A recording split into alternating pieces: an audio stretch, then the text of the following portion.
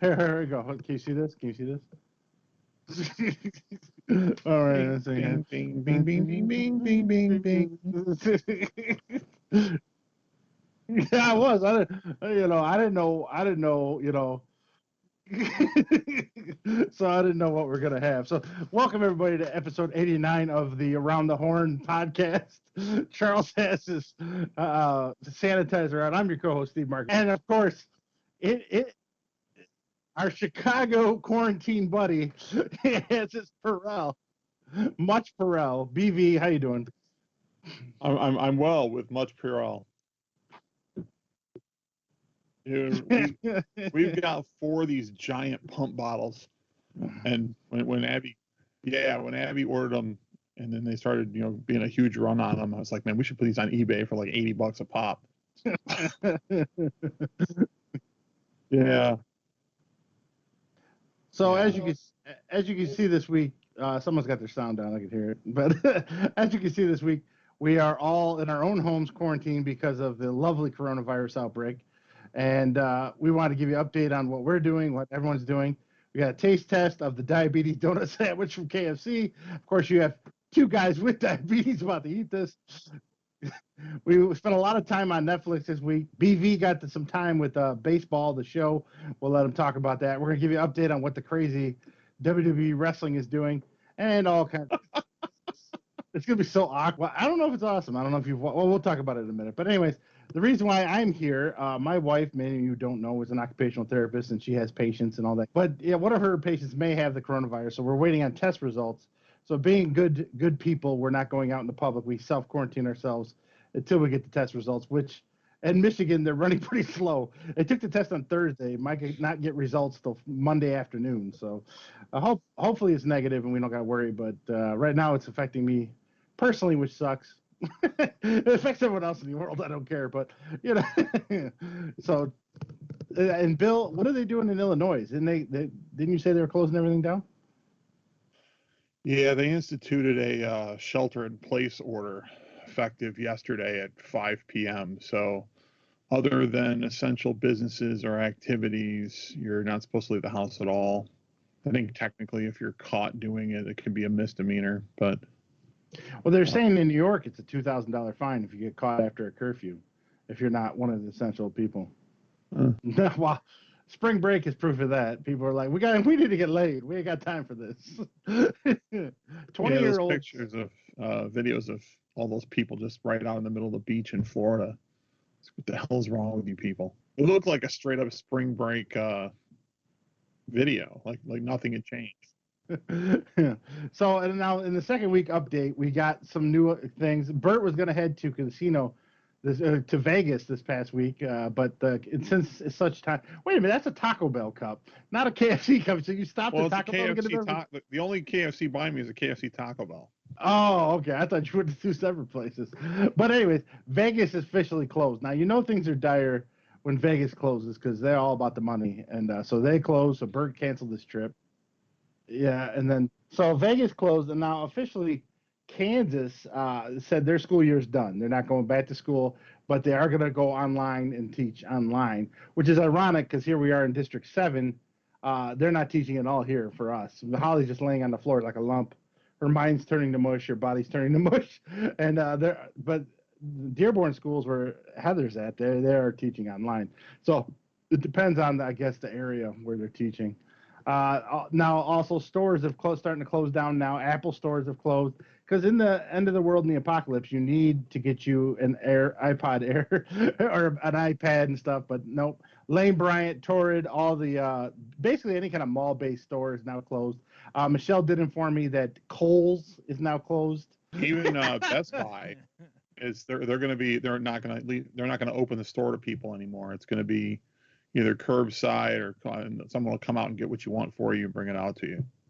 Yeah, so all the fun stuff's closing. Home Depot, I know, is open. I was there not too long ago before I got quarantined. And the grocery stores are still open. And then you still got drive-through at the fast food and the restaurants with carry-out. But it's weird what's open. Like out here, they're only supposed to have absolutely essential businesses, but like the car dealerships are open. Oh, really? Well, you know. Yeah, I have to turn my lease car in this week, and I was thinking that they were going to be shut down. So I called, and the finance company's like, "Well, if you have to wait, it's fine, no problem." And then they called me yesterday. Oh, we're still going to be open. So, like, how is what you got to be able to buy a car when you can't go anywhere? Make any sense? But Well, you know, it's essential. You need a ride. You know, how much is Uber hurting right now? No one's going anywhere. So, but I've noticed it's not really like I ordered a birthday gift for Dad, and I have Amazon Prime, but it wasn't 2 days. None of it was 2 days. It was like it took 4 or 5 to get here. So it's not too bad. But the one thing I'm waiting on, and Bill doesn't think we're probably going to qualify for it, but I want my $1,000 Trump check Yeah, that's not happening. in the mail. oh, Let that go. well, yeah, What do you mean? in classic Washington fashion, they found a way to disagree on it and still haven't passed it. The stimulus bill that was passed about a week ago doesn't include the stimulus checks to be sent to everybody. That's still struggling somewhere in the Senate. Democrats, Republicans can't come to an agreement on the terms, and so So no one's gonna be make their house payments. Everything's gonna get foreclosed. Well, But hey, kinda they my can't agree on argument. I things. We're here in Wayne County, Michigan, and we got about 1.7 million people here. And here's how many cases we've had: 477 cases and 5 deaths by 2 p.m. Sunday. That's 1 case out of 3,682 people, and then 1 death out of 351,253 people. So maybe, you know, we can relax a little bit because that's pretty low percentage of people getting it. But then the big argument is there's not enough cases or not enough tests, and that's why the cases are reported are so low. So I don't know. My point being, and Steve brought it up, and before we get to BB, who's just eyeballing that sandwich, I just want to talk to you. The biggest thing is the reason why I brought the case numbers up is because it's not as dire as like and I'm not trying to come off like a Trump person as Dave Havenstein might be listening. I just Can you want move people. your mouse pointer? It's like sorry. picking my nose. Hold on, I'm gonna see if I can get up your nose. Head is gonna come out. His nose is being picked, and then walk away. But I just wanted to bring it up because it's not as dire as you think. If we just do the little things that they want us to do, I don't think we're all gonna die. Is why I brought it up. I didn't want to come off as like a weird person where we're in the Florida beaches, like just completely saying fuck it. But like at the same time too, just do the little bit that they're asking. I don't think we're all gonna die. Now, on to BV's chicken sandwich. we're a little further along here in Illinois, though. What do you mean? We've got in the state, we've got 1,049 confirmed cases and 9 deaths. Okay. But you're still looking at what's the roughly, population relative to 1%. Michigan? Yeah, I mean that's You're looking at 1% fatality rate, and so Daisy just photobombed me. common sense, though. I mean, kind of to echo what you're saying, common sense. Take basic precautions. It shouldn't be an issue for you. Yeah, I think that's all I wanted to bring it up for.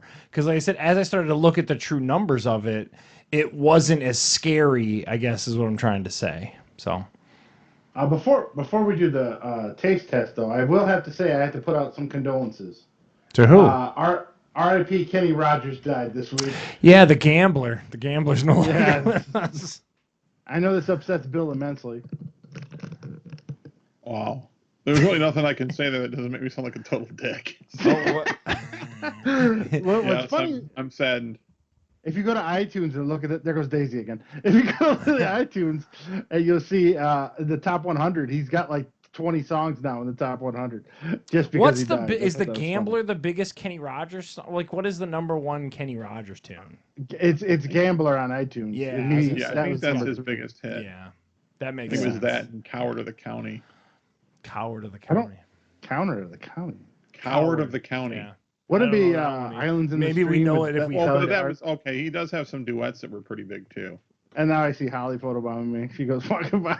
She's doing laundry, it looked like. About time. Look at her. She looks like a homeless person. What's she doing? All you see is random, like... Her head's cut off, Holly. Yeah. She's been wearing that same outfit for 4 days. Take a shower, you stink. Wash your ass. So, like, we all have it right now. Bill went out and got it. if anyone could see it, we have the KFC donut chicken sandwich. And we're all going to try this here. It's like the loudest bang I've ever heard. I have the microphone right in front of me. I don't know what to tell you. All right, so It looks it's like donut, legit like chicken Krispy donut. Kreme with a tender on it. It's crazy Oh, looking. yeah. It is very gooey. All right. Holy crap. Do you guys have like a mountain of icing underneath the sandwich? Yes. It's like they coated in it or something. I gotta tell you, that's delicious. I don't know. I'm just saying. Diabetes notwithstanding, I find it delicious. I don't get the point. What? It's like a chicken and waffles sandwich. I would just get the chicken with a side order of the donuts. I don't understand the point of putting them together. I mean, it's not terrible. I think you could. I think you can get like a basket with some donuts on the side. Yeah. That's what I'd probably do. I don't need it as a sandwich. I like it. I mean, the donut is really good. It's hard to get your mouth around. And it's messy as hell. How many times have you heard that in your life, BB? Wow. Oh man. It is very juicy though. I gotta tell you. Yeah, you need a cleanup towel. I just like the donut. You're not supposed to be eating that diabetes. And my sugar is 105 today. I'm Oh. good. But the donut's good. It's like a really quality glazed donut, nice and warm and fresh. I imagine the ones you get right before they close would probably be disgusting. I'm showing the world the striations of the layers here.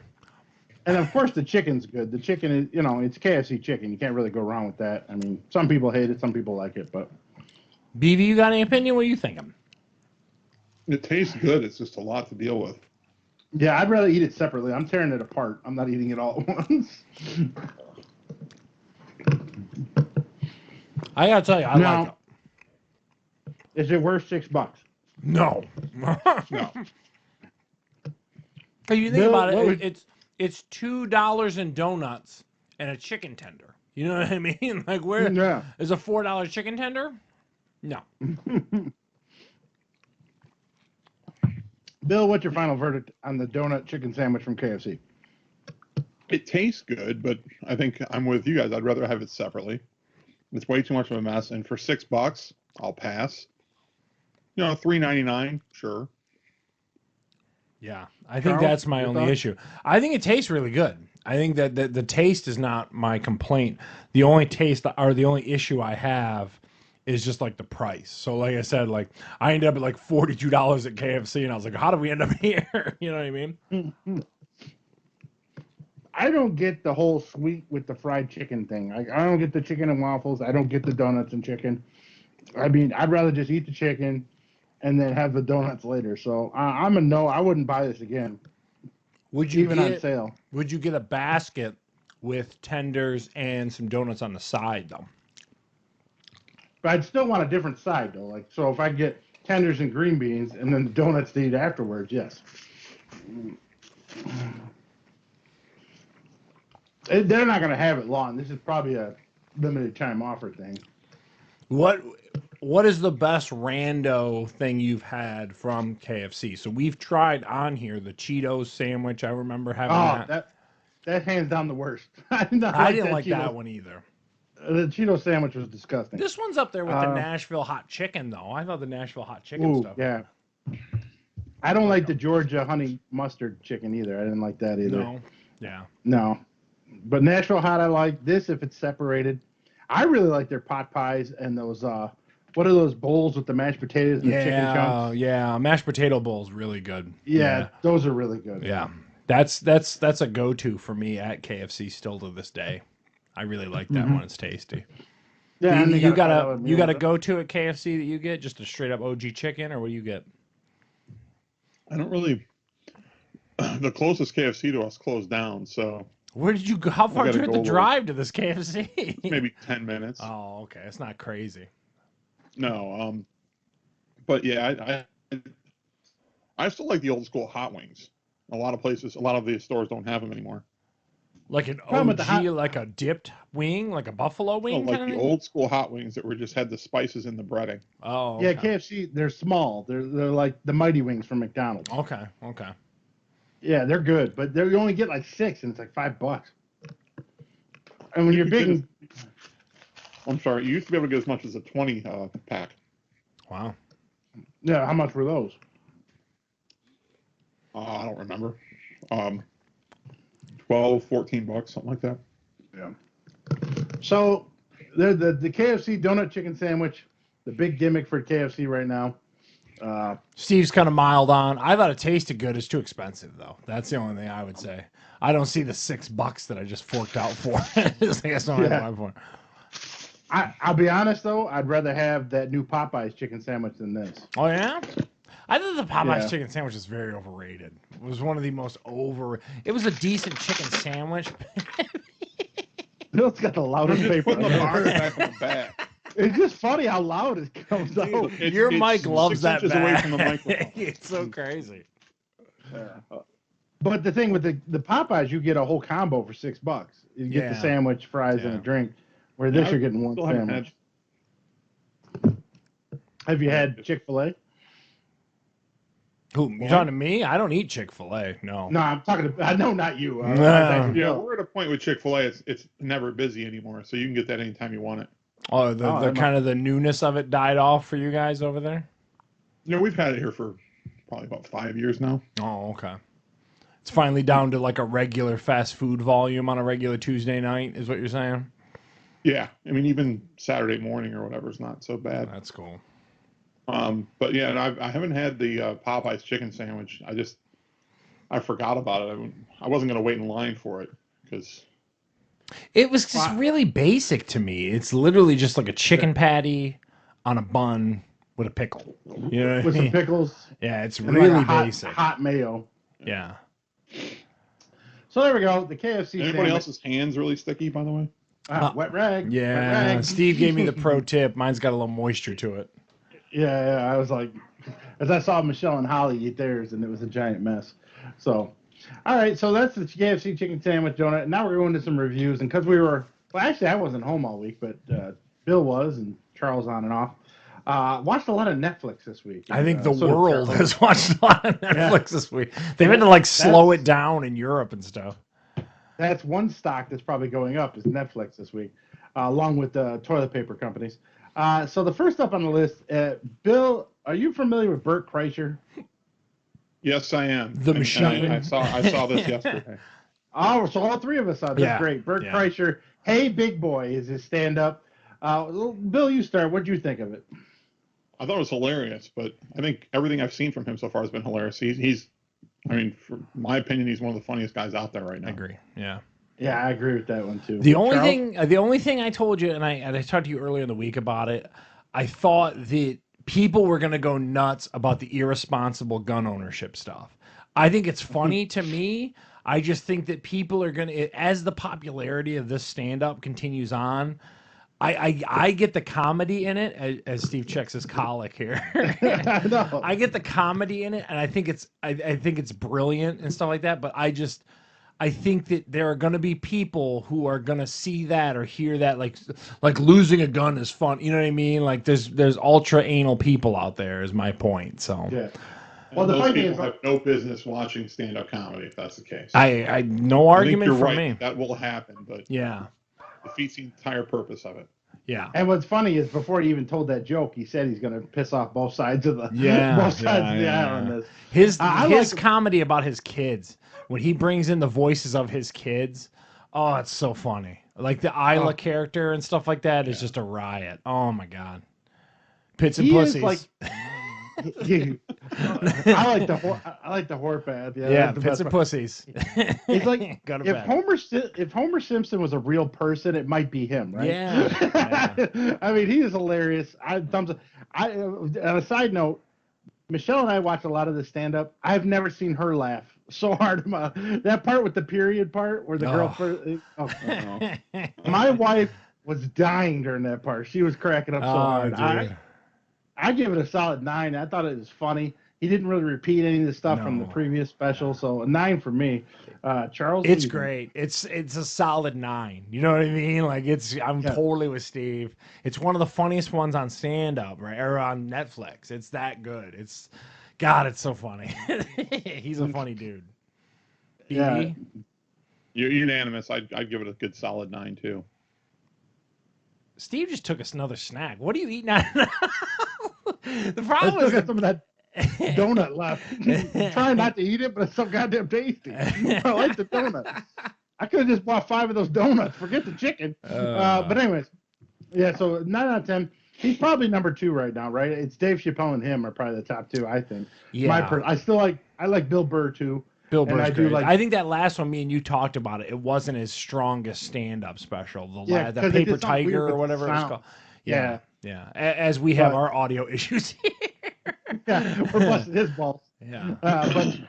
But a good solid 9. Now, on the other end of the spectrum is Mark Maron. He's in Gorgeous Ladies of Wrestling. You might have seen him. He shows up in a lot of Netflix movies. He's actually in the next movie I'm going to talk about in a minute. Mark Maron, guy with a beard, his glasses, he's Jewish. I only say Jewish because it's a big part of his stand-up. Mark Maron, End of Times, his stand-up also this week I saw. I liked it. He did rip on superhero nerds like myself. Great. I loved it. Praying to Iron Man is some of the funniest shit, dude. I loved it. It was well deserved. We deserve. To me, he comes off almost like a George Carlin type humor. Very George Carlin. Very much George Carlin. Not quite the level of George Carlin, but still pretty good. I enjoyed it. I like Mark Maron, End of Times, Charles. The stuff with Mike Pence, dude, at the very end was, oh my God. Dude, that shit was great. He's been in the game a lot longer than I had known. I didn't know. Yeah. He was, because the people love his podcast. I know as we sit here and do our thing, I know that he's got a very popular podcast show that's out there and stuff like that. So yeah, it was hilarious. And like I said, for him to echo the same thing I always say, I don't have to watch all the Marvel movies. You know what I mean? Yeah. Like you feel like you have to apologize that you don't watch the Marvel movies. I'm like, thank you. I've been saying this for years. Bill, did you see this the whole time? I did. And I've been kind of lukewarm on him in the past. I've seen a few of his stand-ups over the years, but this was one of the better ones I've seen.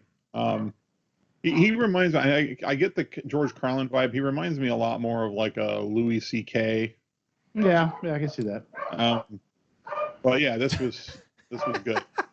Steve's got someone walking down his street. If you can't hear that, people. Someone just walked down Pine Street, people. Don't run.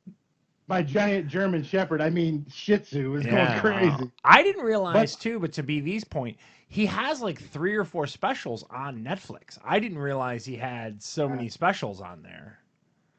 Full disclosure, I only know him from Glow Wrestling. I didn't know anything else he did. I don't even know he's a comic. In like the mid 2010s, called Marin. This is basically like a divorced comic, and it was a pretty decent show. I mean, it was a little quirky, but it was pretty funny. Huh. Wow, if you like his general style of comedy, then it's about what it is.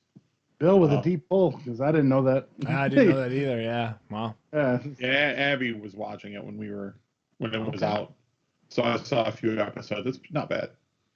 So I like the show. I'd give it a solid 7. On 8, but I'll go 7. I liked it. Charles, would you? I'm more towards an 8. When he hit that Marvel shit, I perked right up. I was just like, thank you. I want that section alone to just stand, just so I can go and tell Steve shit. And Bill? I'll cut the difference and give it a 7.5. Yeah. Oh, look at that, being fancy. 7 3/4. Are you drinking the hard seltzer, Charles? Is that what you're drinking? So I love Blue Moon. And it's a Blue Moon. It's called Light Sky. I saw it at Applebee's and didn't want to pay Applebee's prices because I'm a cheap fuck. But so I saw this at Kroger. I had to buy a 12er of it.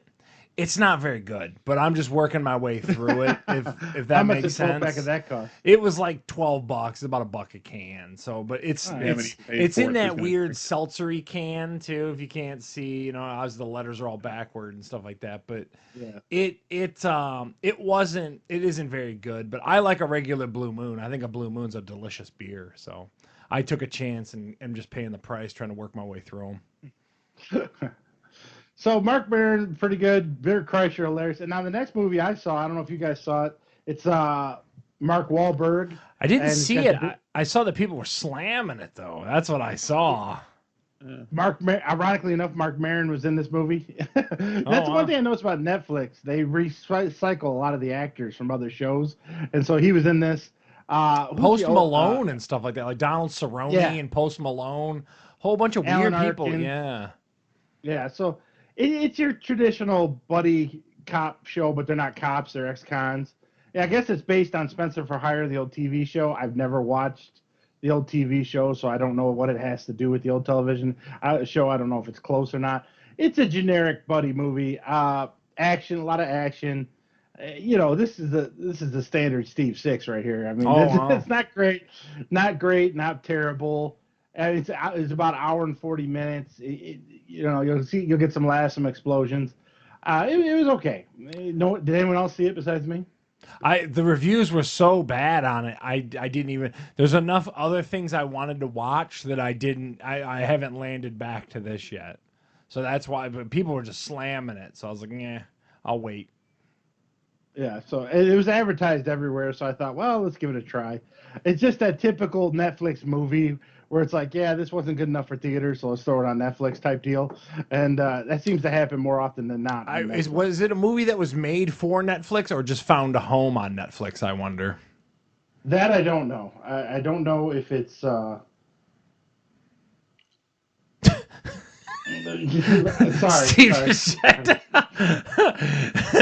Steve's texting women while his hips and curves or whatever. He's checking he got a digital coupon.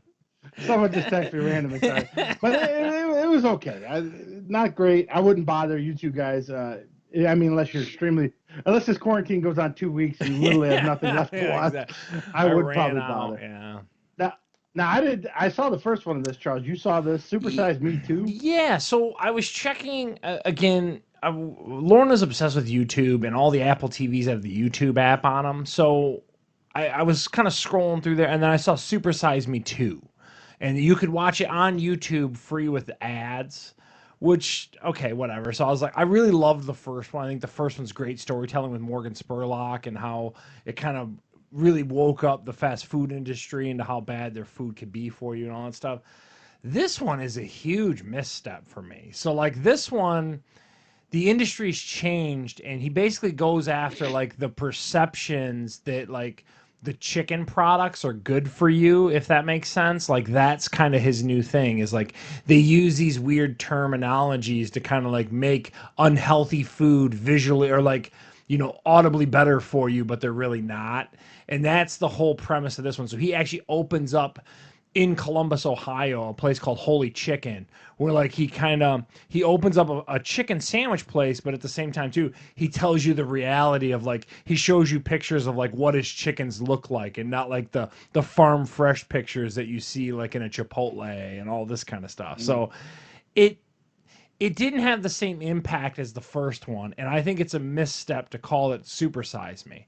To me, he should have called this from the guy who made Supersize Me and gave it like its own identity. You know what I mean? Like, should have just called it a Holy Chicken documentary or something like that, where like, hey, the guy who did Supersize Me is going back into this arena. Like, it was a misstep in my opinion. And I told Heather when I got done watching it, like, that's a solid Steve Six right there. Like, that is, that works out perfectly for it.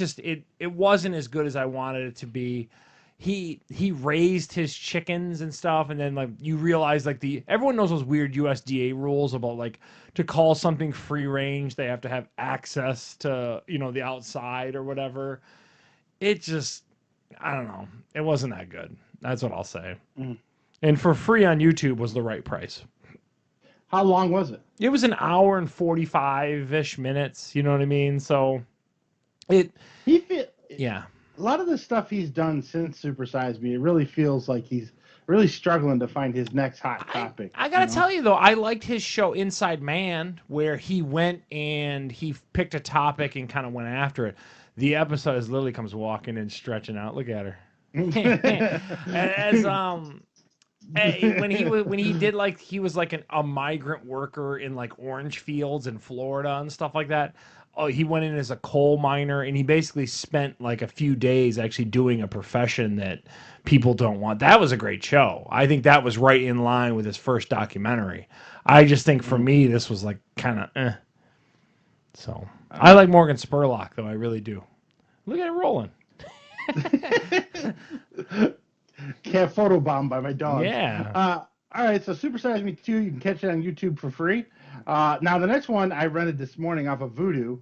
I've never rented a movie from them, but it's $5 or $5.99. Superman Red Sun. Now, Mark Maron to rip me a new one, but I loved it. It's an animated movie. It's DC Comics. Again, these movies don't go to their DC Comic app. I don't understand that. I don't get what they're doing there. But it was based on a graphic novel. I'm not going to go too much because I'm going to bore Bill and Charles on this one. Basically, it's a what-if story if Superman crash landed in Moscow instead of in Kansas, and what he does and how he becomes like the next Stalin and he starts trying to take over the world. So it was pretty good. I like it a lot. I know you guys are kind of zoomed out, but some of these animated ones lately have been up or down, but this was an up one. So I give it a solid 8. If you're into Superman, you're into DC Comics, check it out. I do. BB did it before me. Yeah, I know. Yeah. But I liked it a lot. So there you go. So the next is Yesterday on HBO. I saw this on HBO. Yeah. I watched a couple minutes. Yeah. So you just did a what if show or a what if show with that Superman movie. So this is a what if. It's kind of like a what if, but like, remember the movie Big and like how something spectacular happened and then Tom Hanks got transformed into a grown man as a little boy. So this guy, something spectacular happens and they come back to life after he gets hit by a car and like this weird world thing happens where people don't remember certain things. So in this world, he was a starving musician. And when this spectacular thing happened, people came back and there was a handful of items that people didn't remember. And the one was Beatles music. So the Beatles never happened. Coca-Cola doesn't exist. Cigarettes didn't exist apparently in this alternate reality and so basically this struggling artist or musician rather takes Beatles songs and makes them his own. And in the end, he gives it all up and says he like lied about it and said that, these people were who really wrote it. It just, again, it's a solid Steve Six. The Steve Sixes are just rampant this week. The neat part was he went and met John Lennon, who still would be alive if John Lennon never got famous with the Beatles. You know what I mean? So like, I thought that was an interesting take on it, but it just kind of it was perfect to watch it for free on your HBO stream, I guess is what I'm trying to say. All right, spoiler alert to anyone listening. So what is the deal? Does it turn back normal at the end? No, it doesn't. It doesn't. So at the end, he openly admits that like, hey, I didn't write these. I stole these songs from people who never existed in your reality, and that's how it ends. And because I thought he was going to have some magical thing where he had to give it up. Because in the alternate way, the chick he was in love with ended up with a different dude. So in order to get the chick that he truly loved, he had to spoil things. Whatever. Watch it if you get us. We're all stuck inside. Watch it if you get a couple hours. But I mean, like I said, I kudos for the thought of showing John Lennon who wouldn't have died. I thought that was the best piece of thoughtful science fiction that came out of it. But yeah, just kind of okay, I saw that. Now I'm moving on, Yeah, so even if you're into Beatles, even if you're a super Beatles fan, you don't suggest it? I think if you're a super Beatles fan, you weirdly went and saw this in the theater anyway. So I like Beatles music. You don't realize how transcendent Beatles music is, but it's just it just, I guess. I don't know. I'm trying to find the only compelling part was I told you the John Lennon stuff. Other than that, You're sitting there going, "Why am I watching this?" Mm. All right, Bill. Now I saw online because we're friends on PS4. You were checking out MLB The Show 20 for PS4. How was it? It's good. I ended up ordering it or buying it from the PlayStation website and downloading it. Actually, I was up till 5 in the morning playing last night. Completely lost track of time. Wow. I haven't done that in a long time. It's cool because and one thing I've always liked about this particular version of the MLB game, a little different from some of the other sports that you'll get under the same or from the same maker, is that you don't have to be like for a casual gamer.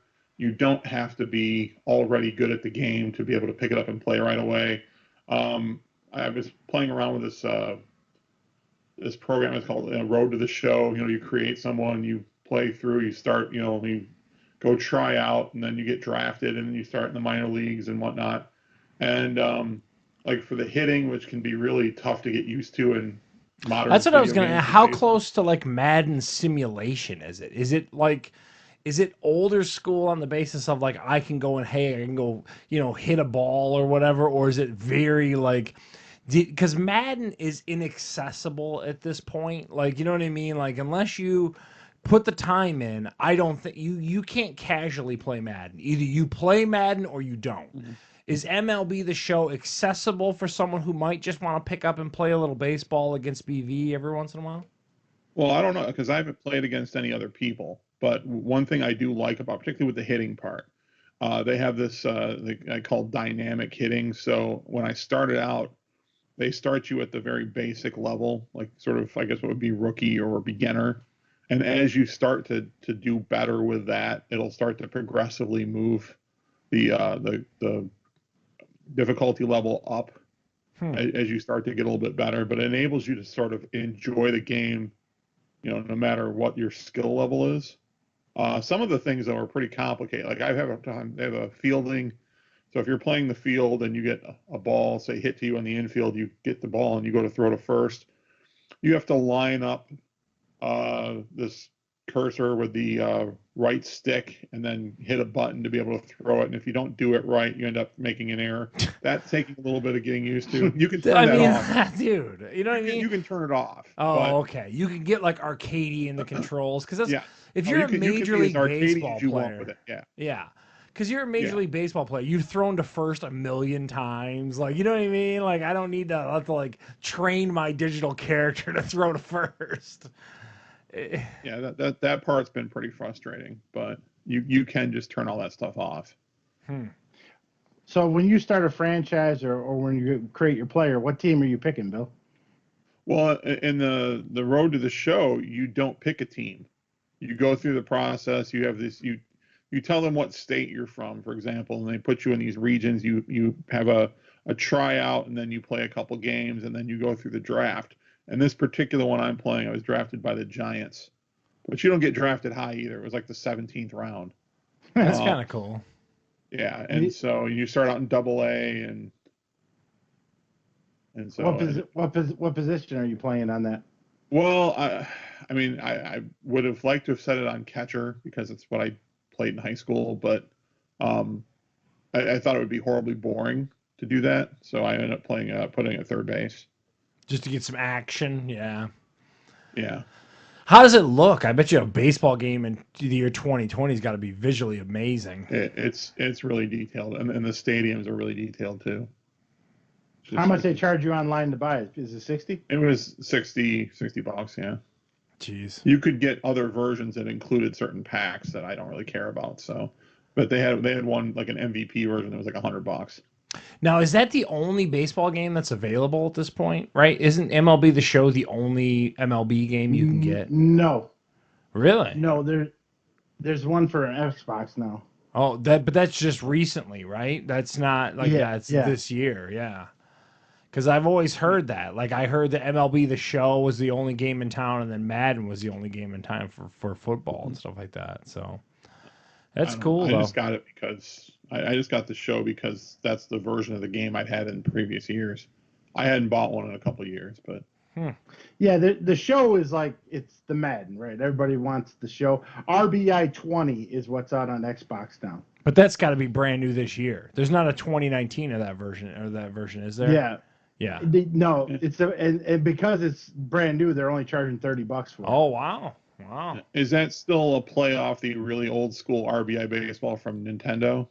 It looks like it, but they do have MLB and the players in it, so it's not like you know what I talk about, like when sometimes you have a sports team and you're like, this is San Diego, and they don't say the Giants Yeah, or that anything. sucks. Yeah, but this Dude, when you don't get the looks like they full have, license, it's the worst. yeah, there's an RBI 20 that has the full license for Xbox, and then but MLB the show is the high standard when it comes to baseball games. Everyone's always said that. What is it I've like never everyone's really played. favorite baseball game? Like for me, like what is it, the Bad News Baseball or whatever that is that was back in the day? Like what was that one that wasn't the NES version? Like that's Yeah, I used to love the Tony La Russas back in Sega Genesis Yeah, time. Bill, okay. you remember those, don't you? Yeah. Yeah, they were easy. You put the throw to second, you pressed up in the button. Yeah, You like throw that's throw to first, right? Yeah. BB's describing why. like a punt meter or whatever. Like throw to Yeah, first. but you can have it as simple as you hit the buttons that Direction go in and throw, yeah. Yeah, I mean you push the button towards the base that like circle for first and triangle for second, so on and so forth. That Like sounds much better. all sports games at this point, if you take 3 or 4 years off from them and try to play them again, that's the problem Gabe's running into. He took Yeah. 5-6 years off. It's just like a whole new tough. learning curve.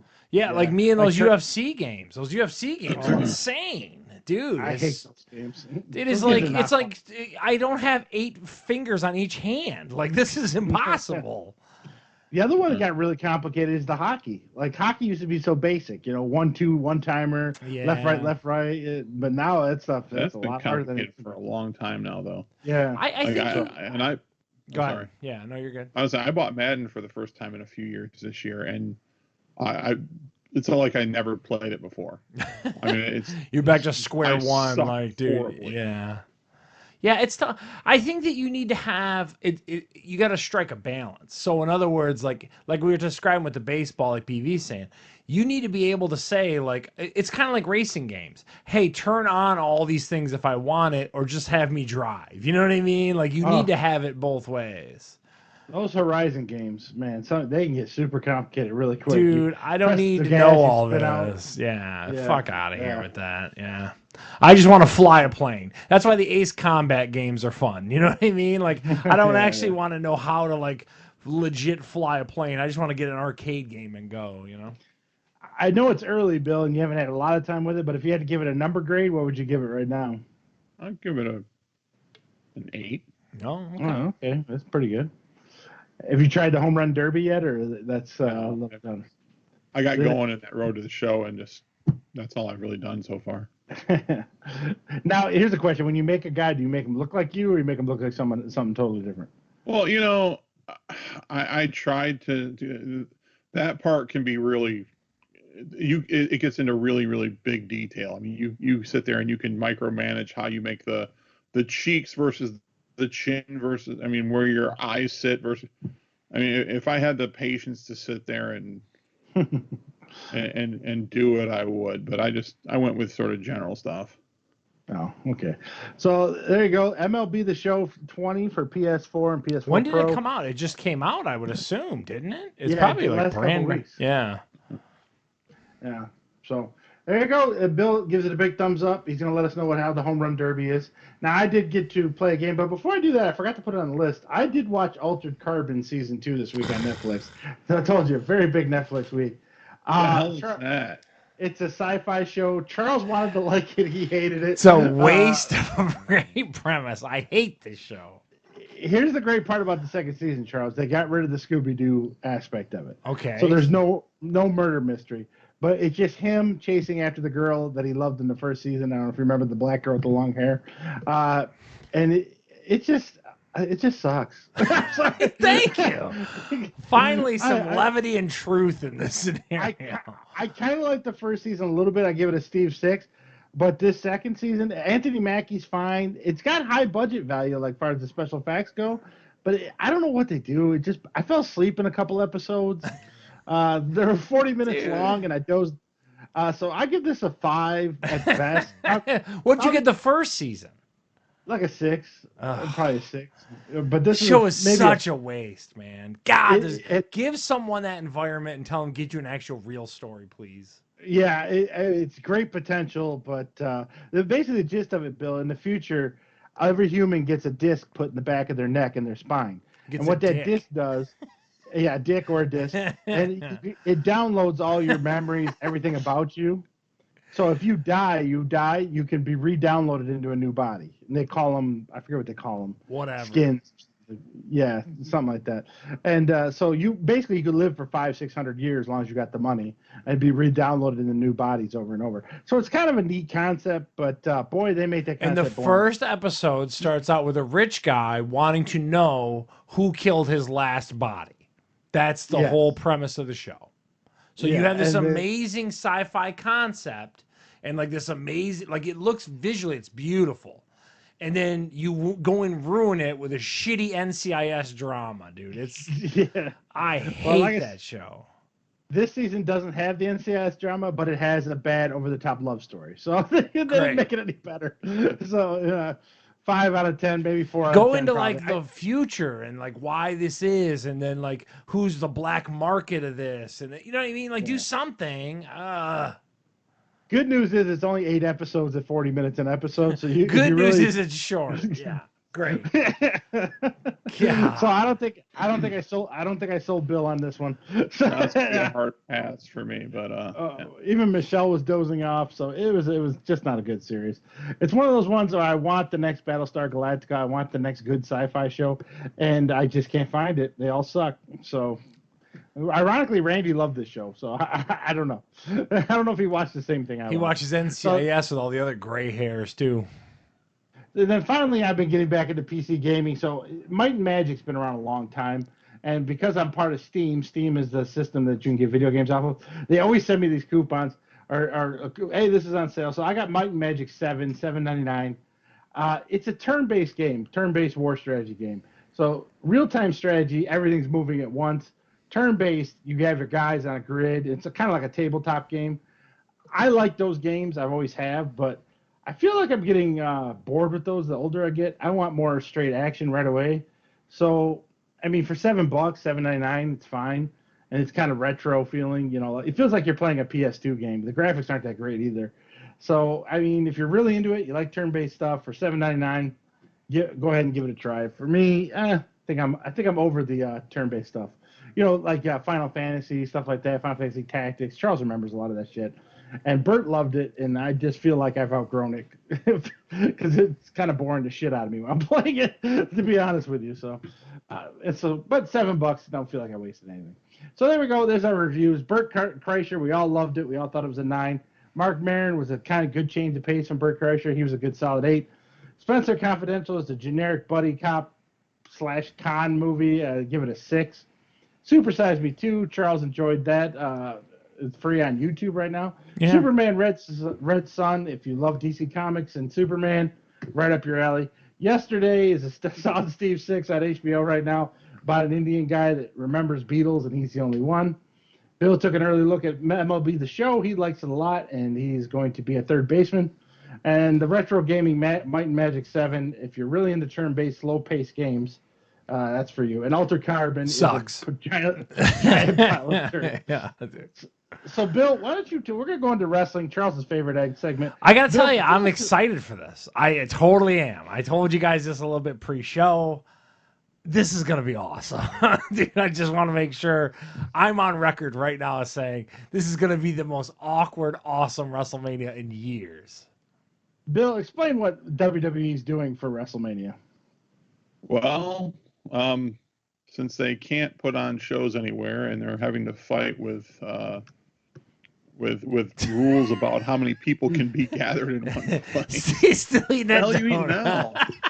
It's the same donut. Dude, he's been pacing that donut for 25 minutes. Wow. It don't affect you that bad when you string it out over an hour. Dude, I guess so. Let that diabetes There you sugar go. stay nice. But where was it supposed? Where was WrestleMania? What is it? What WrestleMania are we on? 56 or something? What are we on? I think it's 36, Oh, right? I'm sorry. WrestleMania Yeah. 36. Yeah, and so it was supposed to be at Raymond James Stadium in Okay. Tampa, which is where the Where Buccaneers Tom play. Brady plays. Yeah. Yeah. Of The house course, of Tom with the rules about gatherings, they can't do that anymore. I have heard that they are going to that the show, which is now going to be spread out over 2 nights, so it's going to be Saturday and Sunday. That Oh it wait, may also be hold at on. 2 separate locations. I don't want to interrupt you here. So you're telling Okay. me we're gonna have a few hours Saturday and a few hours Sunday? Is what you're telling me? Yes. That's what it looks like. They're saying it's too big for one night. Whoa! Rob Wow. Gronkowski's the host. They're going to This have is a gonna show. be a It's going to be shit Saturday night show, and then son. Sunday night. They were originally. I was hearing that they were going to have to get around some of the rules about how many people can be gathered to have 2 locations. So one night at one location, one at the other. But then I've also read recently or heard recently that they may be just taping it over the course of this upcoming week because they're concerned about how much longer it's going to be before the plug gets pulled all together. Huh? And so it's possible this might be the first. Every time he WrestleMania takes that a is bite, not I'm live. sorry. He's trying to do it low key. I'd also heard some concerns about whether some question about whether Brock Lesnar will be able to make it because they're uncertain whether he is already in the United States or whether he may have some issues getting into the United States from his home in Canada. Oh, borders are closed. Which could affect the main event. How funny is that if they had to smuggle him across the border? 600-pound, 6'8" man. We're just gonna smuggle him. Does a this wagon. count as essential work? I mean, I don't know. Wow. But I believe he was. They were promoting him to be on Raw on Monday, so that might be telling. If he shows up, then it's probably a good indicator he'll be there. But yeah, everything I keep seeing is that they're taping all of the rest of their shows, including WrestleMania, over the course of the next week to get them through, and so it's very possible that this may be recorded instead of live. Wow. For the record, they did a segment, Stone Cold Steve Austin, on the last Raw in front of no crowd, and it was god awful. It was terrible. It was real bad. Yeah, it just didn't make any sense. It's going to be so awkward, gentlemen. We need to do something similar to what we're doing today. Then again, we can't because the WWE is going to find us and eliminate that broadcast. But like, guys, we got to watch this. This is going to be this is memorable stuff. Like, do we have to? It's once in a lifetime here. Dude, it's so good to me. When I read that, I was like, I was planning on coming in town for that weekend, but obviously that's not going to happen. yeah, I was gonna say, stay the fuck away from my house. You got to go into 14 days quarantine from another state, man. I don't trust you. He's gonna try to sneak out in the middle of the night, wearing a black hat. So WrestleMania, it's gonna be a train wreck. They're gonna go through with it. I can't believe. Why don't they just delay it to like June? I don't understand. Vince McMahon's show must go on, I guess. But it just goes to show you that the problem is they don't know when these rules are going to change. You're not going to have a gathering of several thousand people anytime soon. You know what I mean? Like, we're looking at 18 months of this drama here, fellas. I question whether or not football is going to take place this fall. XFL already canceled. I don't know. Well, out on Facebook, if you follow Terry Guerin / the Rhino, there's already live shows in Japan right now for wrestling. So Japan's slowly doing it. So I don't know. I don't know if that's going to happen here anytime soon, but it looks like overseas it's starting to slowly get back to normal. So it'll probably happen, but I don't know. So also AEW is doing the same thing. They're wrestling in front of empty crowds and empty arenas, which they don't own any arenas. So this has got to be expensive for them to just rent empty arenas and tape their Dynamite Wrestling. But 2 wrestlers from WWE made their debut this week in AEW. 40-year-old Matt Hardy, who's doing that broken gimmick, which I don't get. Maybe Bill can explain that in a minute. And Luke Harper. Luke Harper was part of the Wyatt family. Charles probably has no idea who he is. I don't know that one, He's a pretty solid wrestler, but both of them were let go recently from the WWE, and they're now in AEW. What do you think of those for them, Bill? I think they're really overrated. I think we've gotten to the point where the competition or the attempt to show competition between AEW and WWE has gotten to the point that they're making big deals out of people like Matt Hardy and Luke Harper going over from WWE to AEW. I think it's because so many people have tried to leave, and McMahon has tied people to their contracts and wouldn't release to keep them from going to AEW, that anybody who ends out a contract and shows up on the other show, it's a big deal. Matt Hardy hasn't been a big deal in, I don't know, 10 years? Was he someone that struggled with injuries? Where has he been? Has he been active? Is that, or just... He's been active. He left WWE in the early, about 2008, 2009. And then he went to Impact Wrestling TNA when they were still kind of a thing. And he had a big gimmick called, what was it, Bill? Delete or Broken Matt Hardy. Where, like, I guess, I don't know the whole story, but something to where he had finally kind of snapped and had been turned into this crazy dude. Yeah, he finally just went over the edge and was acting like some. And if you saw any of the stuff with him in the last year or two in WWE, where he was woken, Matt Hardy, where he was doing the whole delete, and he was talking in, like he was some sort of a British, like a Macbeth or like a Shakespearean tragic character. It's bad. Yeah, it doesn't make a whole lot of sense. I know he was on Jericho's podcast, and I didn't hear it, but I did catch a little bit of news from it. And I guess that one of the things that he's opened up with about WWE is kind of similar to the stuff that CM Punk was saying when he left, that he was saying that he was banged up. He can't work the way he did, 20 years ago, but because he was reliable, that the doctors and people within the company kept pushing him to continue to go out there because he could. Because he was an old veteran and could help get people over, and that basically that's why he didn't re-sign, because he was getting kind of run into the ground, working hurt, and no one really kind of giving him a chance to heal up. Yeah, and he's 40 years old, Charles. They signed a Charles. Oh. They signed. I mean, it's not like some guy, some up-and-coming young guy. Yeah. They didn't sign, Roman Reigns. And a 40-year-old pro like wrestler, man, that body's seen a lot of miles. You know what I mean? Yeah. I mean, I'm sure that the prince in Saudi Arabia wants to see him wrestle or something, but, like, most people would say that, like, 40 years old as a pro wrestler is a lot of miles. And well, they're the innovators of those, like, TLC matches, and I mean, they did that real high impact, kind of high flying, crazy, high risk stuff for years. So there you go. So WrestleMania is going to be unique. No way around it. It's going to be unique. If I'm not quarantined, I'll go to Charles' house and watch it. Yeah. If I still am. And then Bill, I know, is going to watch it too. And then AEW's new hope is 40-year-old Matt Hardy and 40-year-old Luke Harper. No, Luke Harper's a little younger. I think he's in his mid-30s. He's a big guy. He's probably, 6'6", Bill? Probably almost 300 pounds. But he moves pretty good. Yeah, big, black, scraggly beard. Looks homeless all the time. But he's a good wrestler. So good luck to them on both of their new endeavors, I guess. Now, next up, that's all we got. He's 40, by the way. Who, Luke Harper? I just looked him up. Harper, he's also 40. So they got two 40-year-old wrestlers. Good luck on that. Yeah. Everyone's got miles on them tires, dude. Yeah. That's crazy. Now, Bill, as a casual video game player, I got to ask you a question. Do you give two shits about the new consoles coming out this fall? Even coronavirus aside, both companies have said it's not going to hold them back. They're going to get some system announced by Christmas. Do you give two shits about either system? I guess that's it depends. I guess two questions I have. First and foremost, how much is it going to cost? Because if I had a hard enough time justifying $400 or $500 for the last version of a system that I bought, although I didn't actually pay that much for it because I waited 2 or 3 years afterward to buy it until it was on sale.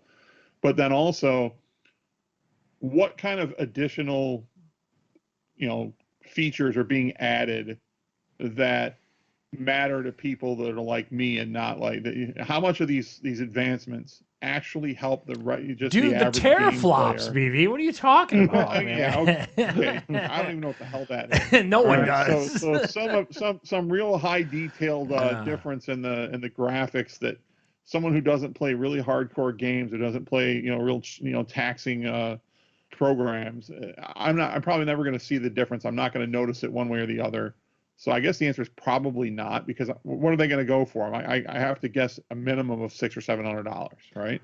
Well, rumor is they're trying to get around 500. They're trying. Rumor. I don't know. Rumor though. Rumor.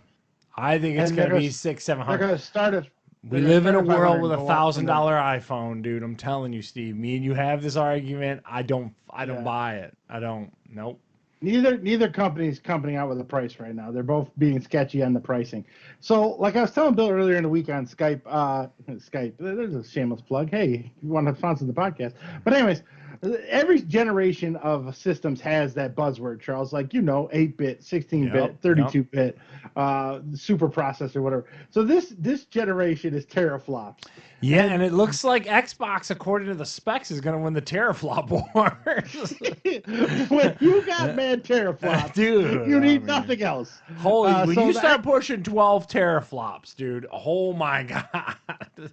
So I've watched some teardown videos of this new system, and I've watched a couple press conferences, and the big thing was teraflops for Microsoft. They kept talking about it, blah, blah, blah, blah, blah.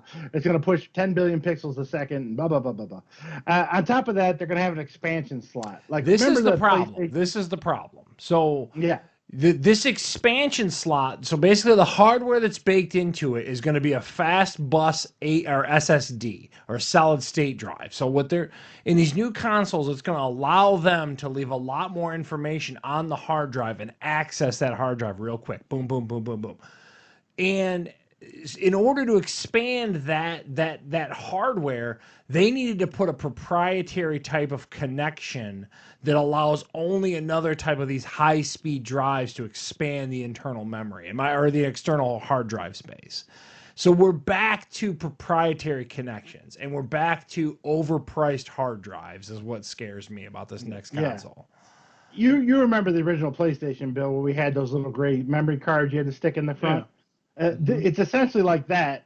They're going to be made by Seagate, and they're going to be about 1 terabyte each. Prediction is they're going to be $200 a memory card. Yeah, what these things are going to cost. Well, hey, I've got a 1.5 terabyte Seagate hard drive. Can I just plug that into it? No, that's the problem. No. So I didn't think that was actually going to be a yes. But but that's the problem, that's ridiculous. How much did you pay for that buy drive? The system and then pay $200 more for storage. That's stupid. Well, you're only going to pay for 1 additional. terabyte of storage in it. Yeah, it's additional. And if you're buying games digitally like you just did with the show, those things could be 40, 50 gigs a game. So you're going to fill that 1 terabyte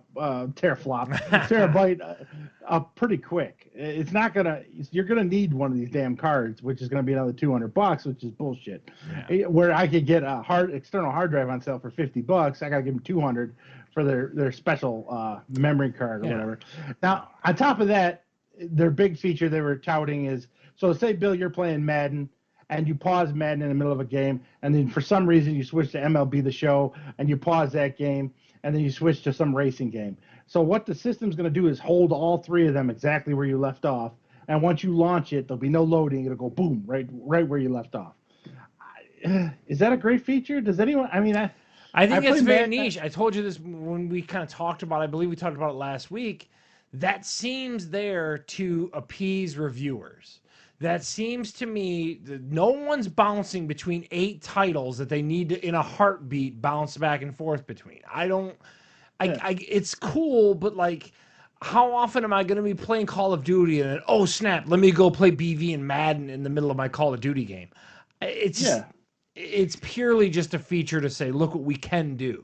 And that's neat, but how often and how much are you going to miss if that didn't exist? None. And like Bill's going to get MLB and just play that for a couple of weeks. He's not going to be switching back and forth to other games. So it doesn't really, that feature's kind of useless to me. I was like, okay.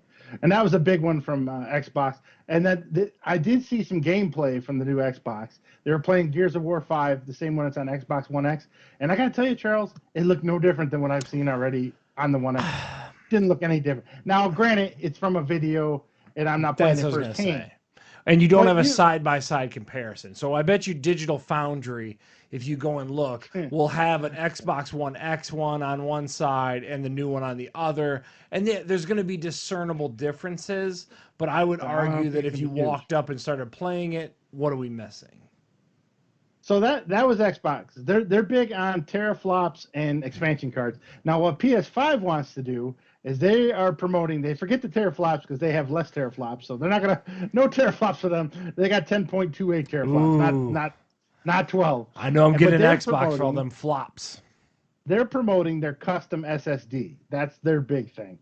And they're saying with this custom SSD that load times are going to be virtually a thing of the past.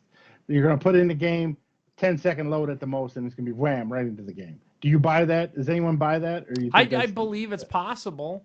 That's the whole thing. I just don't think it's going to be discernibly different between the consoles. That's my thing.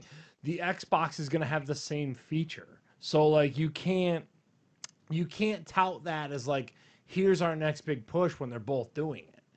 And that's my thing. I just think that the biggest thing that PlayStation should nail, they should give you the full back catalog of the entire PlayStation. They should build into the PS1, 2, 3, and 4 in natively supported that you could put a disc into and just completely kill the Xbox that way. But they're not doing that. That's Did you the hear issue. about their backward Yes. compatibility? Yeah. So right now, Bill will be able to play MLB The Show 20 on PS5. But like if Bill wanted to put out the college football from the PS3, it won't work on the PS5. That's a problem. That's a problem. Yeah, they should, but they're not gonna. And one is probably licensing rights and stuff like that. But so they said only the top 100 games on PS4 will play on the PS5. So I don't know what that. I mean, imagine most of God of Wars and stuff like that, but and the sports games will probably play. But I don't know. Right now, I'm not really sold on either one, just based on specs alone. I think, like Bill said, it's going to be a big thing on price too. I mean, if they're $700, hey, I mean, you could pay $1,200 and get a gaming PC that does a lot more. Yeah, we don't start getting into all that though. Too, we talked about that. Like this headset. Yeah, like I said, Joe. Here's where I think they're missing the mark, though, right? Because it looks to me that all of this is based. They're selling their hardcore audience, right? To their primary audience for the people that are getting excited about this are people that get into gaming and get into the tech portion so much that you, Steve, or would probably be the lower end of the hardcore, demographic. Yeah, thank you. Whereas at the end of the day, for them to be successful, they're going to need to sell people like me, people like Charles, people that just want to play games, have fun, and whatever, and don't want to pay, the cost of the brand new iPhone, for example, since to Charles's point, to do it. Especially when you can no longer be confident that the $500, $600, $700 you pay for the system is going to even be enough to get going on it, because very soon after, you'll find you need something else, except the things that you need to add on now aren't $30, $40, $50 anymore. They're $200. Yeah. So your average consumer, I mean, at some point they're going to price out the average consumer. Yeah. And that's where I think they die. But I think they're aware of that too, though. So I think $500 is their sweet spot. I think a mom and dad would maybe a higher end, more privileged family they're would not spend hitting $500 at on a $5. kid. They're not doing it. They're going to give you a nerfed version at $5. It's going to be tier based. Yes, I and if they really want to do it, they need to include the expansion in it as well for the $5. And you need to make it. You don't have to spend another couple $100 to continue. The $500 version is 500 gigabytes, and it doesn't come with a controller. Yeah, I'm telling you. I don't know. We'll see. It's all of speculation right now. I imagine there'll be an announcement for the price coming up, but they claim coronavirus for a long time. And they say the coronavirus is not going to add to the shortage, and both systems will be good to go. But they're always, even without coronavirus, there's always a shortage of systems every year when they originally launch. But we'll see what happens. Yeah, so Charles, I wonder, speaking of that too, I got a pre-order for a Baby Yoda plushie. I don't think I'm going to get my Baby Yoda plushie. Super bummed. God damn it. The nice coronavirus ruined Baby Yoda. Yeah. So, Charles, what do you want to talk about on the hard review? I just put this on here. I'm like, we can't go and buy anything right now. It just kind of sucks. Yeah. I tried to go buy some dumbbells at Meijer because I'm like, I don't know what's open. So I figured Meijer, they have a decent little...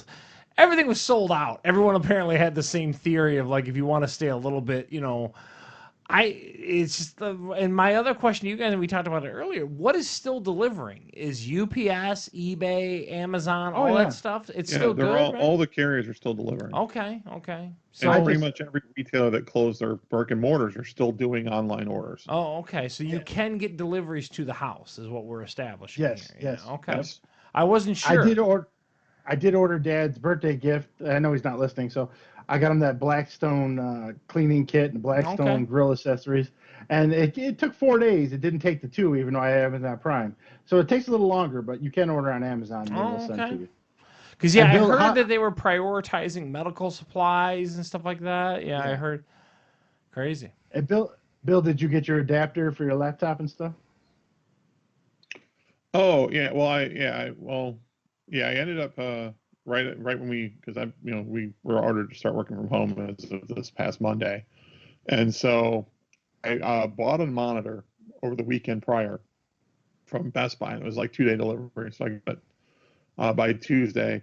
I had to go out and get a cable. I also bought one for Abby because she has to work from home too. So I bought a monitor for her, an extra monitor for me, and then had to go out to get a cable. And at the time, you could still go into Best Buy. So I went into Best Buy for a cable, and it turned out not to work for some reason. That USB-C to HDMI connection didn't work with my replicator. So I ended up having to take that back. And then fortunately, I found one to a different connection for the I can't remember which one it was now, but from HDMI to like digital port, I think it was. But I ended up going to Office Max for that. They were still open. Now I think you would have to go up to the curb or whatnot, and then have someone go in and get it for you, or just order it online. So it's getting tougher. We'll see how long it but lasts. At some point, people are going. Well, and at some point, the thing with groceries, because I've been trying to do like online grocery orders. We've done the Amazon grocery orders in the past and gotten like the Whole Food stuff. Bring it to me. Right now, right now I haven't been able to get delivery time. Oh yeah. But at some point, people will generally get what they need, and then I think things will start to settle a bit. Who knows? Yeah. And then people are going to stop getting checks and won't be able to buy things. But well, that too. Process of elimination. There we go. So, all right. So that's really nothing really to review this week besides Bill's adapter. So that's all we had to review. Rapid fire, of course. This week we have literally no theater movies. There are none. So don't think you're going to talk about them. But that's an industry that might not survive too. You talk about like the hotel and the hospitality industry. They're saying the theater industry might look completely different 6 months from now, is what they keep saying. With the way they were, you could already get like that Onward movie a week from now and stuff like that. It's crazy. Actually, you can get it right now. Oh, okay. Yeah, it's nuts. Yeah. So what is that, by the way? I'm sorry. The new Pixar movie. Yeah. Pixar animated movie. Yeah. It got they destroyed. Had to lose a lot of money on that. Yeah. So Blu-ray, we got The Grudge. This is a remake of the original Grudge. I thought the remake was terrible. Or the original was terrible, so I ain't watching this. The Grudge, I'm a no. Bill? What? And Charles? I'm a no. It's a horror movie. I'm out. No thanks. Yeah, Bert will watch it. So next up is 1917. I saw this in the theater. I enjoyed this a lot, so I'm a big yes. I'd like to see this again. Bill? I haven't seen it yet, but when it gets to, say, HBO or I could see it on demand for free, I'll watch it. Oh. I think it's worth a buy, would be my opinion. I was that impressed by that movie. I give it a huge yes. Transference. This is another bad horror movie coming out. I can't remember who's in it, but it's about a little girl who gets possessed, and it's a terrible horror movie. No, thank you. Bill? No. No. I'm a no too, not as bluntly, but I'm a no. No. So, our releases are going to get less and less each week on these Blu-rays because we're running out of movies. But we'll see what's coming next week. So, streaming this week, this one's called Freud. So it's based on the young Sigmund Freud becoming who he is. It's a whole show. I don't know, 8 to 10. I'm a big no on Sigmund Freud. I could care less. Bill, what do you think? I might be willing to give it an episode or two. My guess is I'd give it a shot, and then after a couple episodes, it's either going to be really good or I'm just going to stop watching. So I'll go maybe at this point. Who Charles? plays the lead? Curiously, anyone of note? No, nobody I heard of. Oh, okay. I'm gonna know. Now, Tom Segura, I think is how you say. Yeah, his name, he's Ball funny. Hog. Yeah, he's a funny dude. He looks like Bert Kreischer. They look like they could be brothers. He's a stand-up comedian. This is his stand-up show. I've never watched a stand-up of his, so I'm a yes on this. I'm a little intrigued by this. Bill? Yeah, he's a funny guy. I'll watch it. Yeah, and he does a podcast with Bert Kreischer. So yeah, I'm a yes. Yeah, I like Tom Segura. It's called Two Bears, One Cave or something. Yeah, the name of the podcast. There's a handful of specials they're releasing. So it started with the Bert Kreischer. It's into Tom Segura, into a Chris D'Elia one. I think is next week too. So. And then on Amazon, they got Making the Cut. This is one of those fashion designer shows with Heidi Klum as the host. I don't get who watches these things, so I'm a no on Making the Cut. Bill? You really don't have a whole lot to talk about this week, do you? Why would anyone on this show be expecting? All right, Charles, I have to guess you're not going to watch this, but if I'm wrong, my apologies. You really? joke, but I got to tell you, okay. Project Runway is one of the biggest shows in my house. I watched Project Runway back in the day with Michael Kors and Heidi Klum. That was when it was really in its heyday with like Tim Gunn and all that kind of stuff. Then the show kind of bounced networks, and then a bunch of people jumped ship. There's a Netflix version of this kind of show too. There's still regular OG Project Runway that my daughter and wife still watch. I don't actually actively watch it. I know people are into it, and people were happy to see Heidi Klum back. She probably has coronavirus anyway, so I'm a no though. All that, and it's a no anyway. I'm just telling you the lineage of Project Runway. I swear to God, if I was at your house, I'd slap you right now. Just tell me, at least tell me you didn't watch America's Top Model. No, I didn't watch that show. Okay. All the time. And then finally, Kill Chain, the cyber war of American elections. This is about the cyber war of the Russians and the American election. It's kind of like a documentary thing coming up on HBO. It sounds kind of interesting. I might watch this one, so I'm a maybe. Bill? What the hell? That's a glowing review. It's gonna say right on the sure. bottom. It could be interesting. I'll watch it. Sure. I'm not dead yet. Why not? I'm a no. Unless they get any big revelations that might come from it, I'll read on a website. So I'm a no. Could you see the box for this? From Fat Guys on a Little Podcast. What the hell? So that's it for Rapid Fire. I mean, this list is probably going to get smaller each week. So I'm really struggling to. But it's also the end of the month. So near the end of the month, a lot of stuff tapers off too. So we'll see what happens in April. So Charles, what is left of the UFC? Yeah, so they finally canceled the events. They had an issue with Leon Edwards even getting into the States. And I know Dana White is Captain, Donald Trump and all this kind of stuff. And we need to get out there and still be. But at some point, you just got to do the responsible thing. The problem is he's still talking about he's going to go forward with the Khabib-Tony Ferguson fight somewhere, which is just irresponsible, is what I would argue. But When? Well, that is supposed to take not this weekend, but I think the next weekend. I'll get the date confirmed. But yeah, it just seems crazy. Like, it's okay to postpone some stuff. I mean, I think the world understands right now. So we'll see. But he's just such a weird. He's trying to be like a machismo tough guy, and it just seems irresponsible, if I'm honest. So I'm not a fan of that right now. And then also all the bare knuckle events got all postponed. I know we were always talking about those and stuff like that. So all those are at least doing the responsible thing and postponing their events. So if there's one league that would get full of coronavirus, it would be the bare knuckle league. Yeah. Someone fighting would probably have it. They'd be like, guess the fighter and you can win a prize. I don't know where Dana White thinks he's going to go where they can do that safely. I was reading yesterday. There are confirmed cases in freaking Madagascar. Yeah, it's just it doesn't make any sense. Nowhere to go. Yeah, it just seems irresponsible, and I get it. Like, you're trying to put a good face out there for your buddy Donald, but err on the side of caution. You know what I mean? Like, be smart, people, and that's kind of what we've been talking about this whole time. It's just crazy. Donald's telling everyone to stay home too now. I mean, it's not just even he's come around to it. Yeah, it's okay. He could try Singapore, or they have it under control. I don't think. Yeah, but then how do you get your people there? So like, okay, so yeah, good point. You know what I mean? Like you can't travel the way you used to. You can't like just stop. Just stop it. It's okay. You know what I mean? Like no one's gonna be like, you were a pussy during it, didn't have those fights. Like, dude, take it easy. All right, so that's the UFC. There ain't much for them to do. Finally, in the news, now we touched on this a little earlier. So what movie companies are doing is they're moving some of the current in-theater movies to video on demand. So video on demand can be Apple iTunes, Google Play, it could be Vudu, whatever you want. And so what they're charging, now I go to a lot of movies, but I'm cheap. I go to matinees all the time. So it's $5 for me, $5 Michelle, $10 to go see movies for me.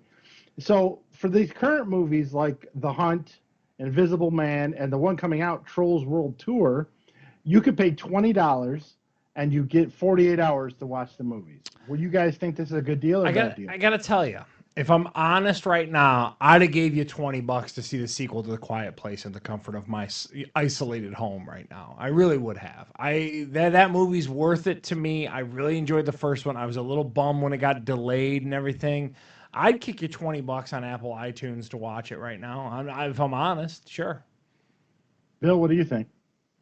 If there were movies that I wanted to see that were part of it, then yeah, it seems like, especially if there's more than one, it's like a pretty good deal. But these particular movies, I don't know anything about, so.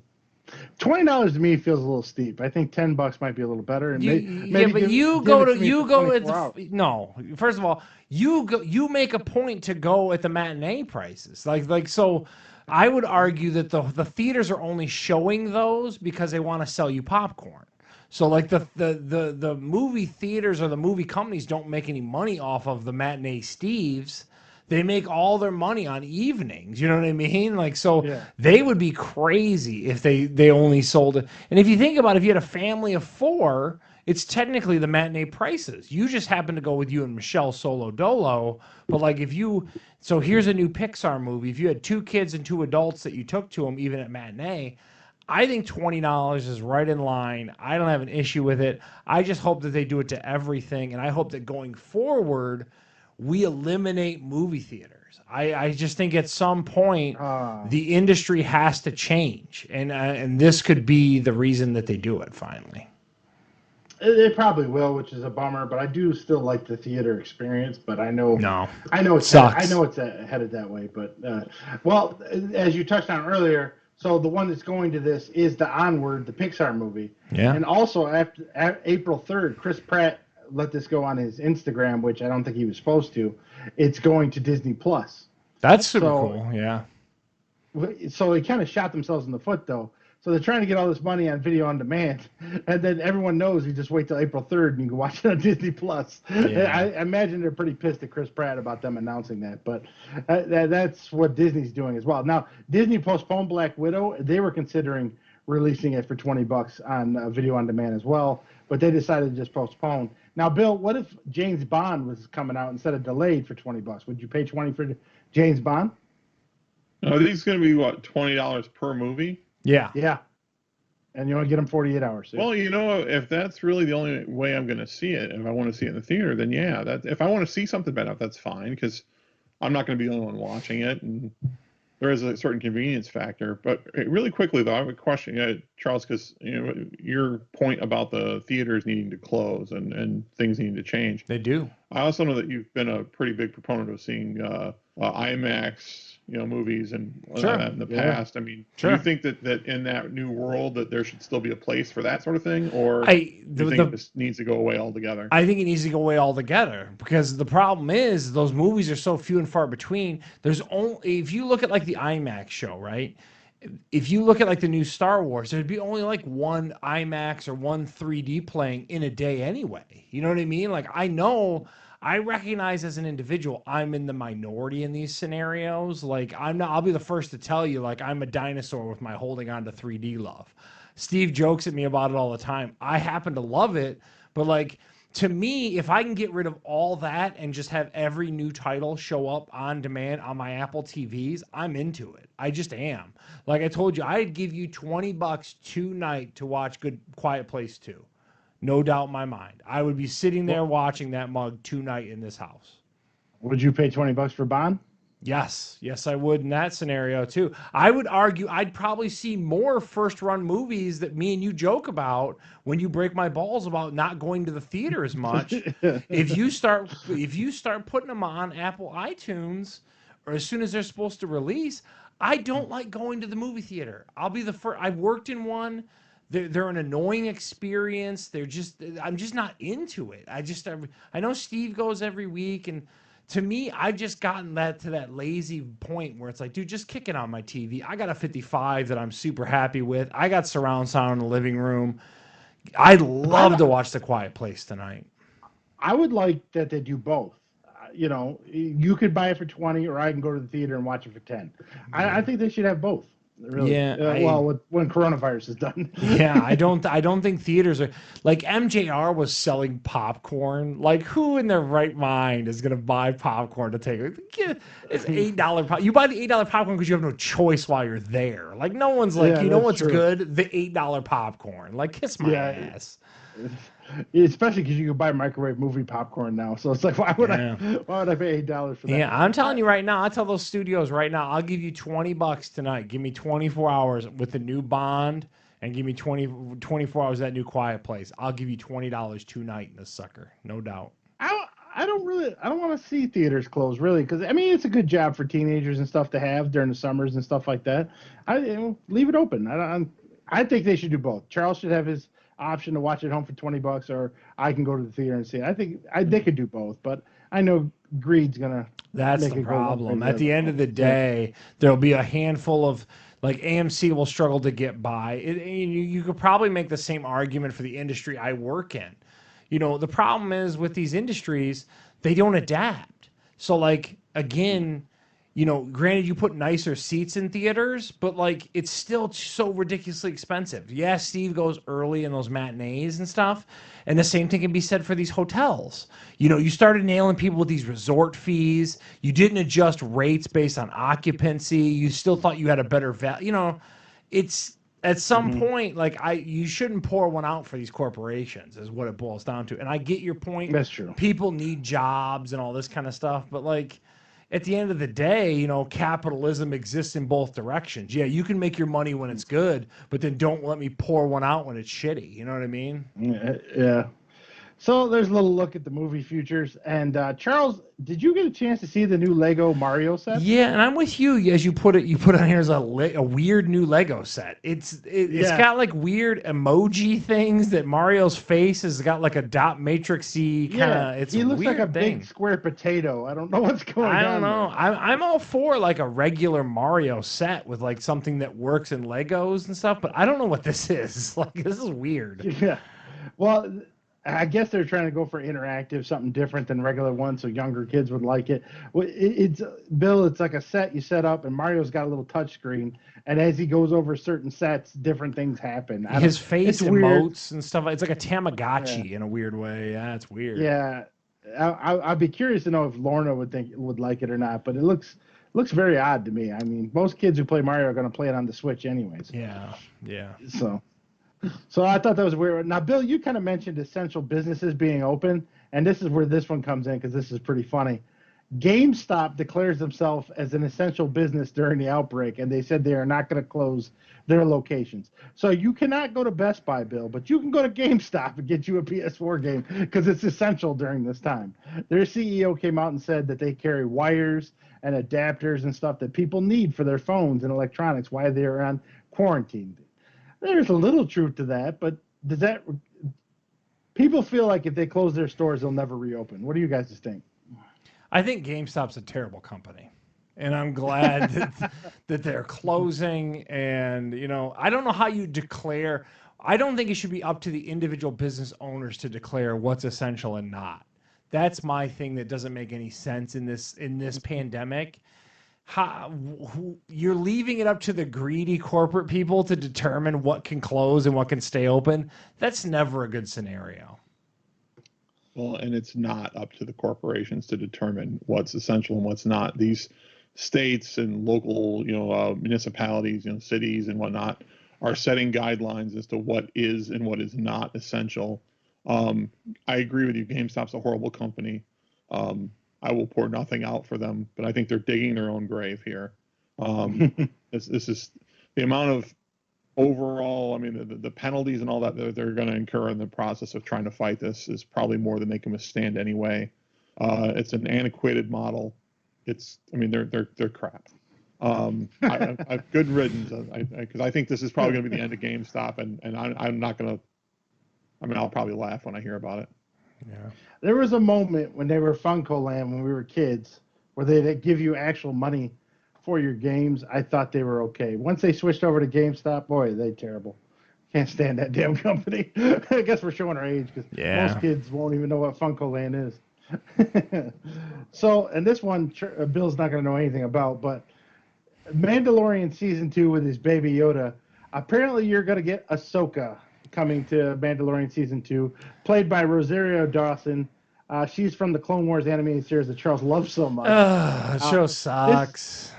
This is a huge fan get because fans have been clamoring for this character. What are your thoughts on that, Charles? Well, I think that you've touched on it before. So the writer guy, what's his name? David, what's his name? Steve? Filoni. Yeah. Filoni? It is okay. Felonious, whatever.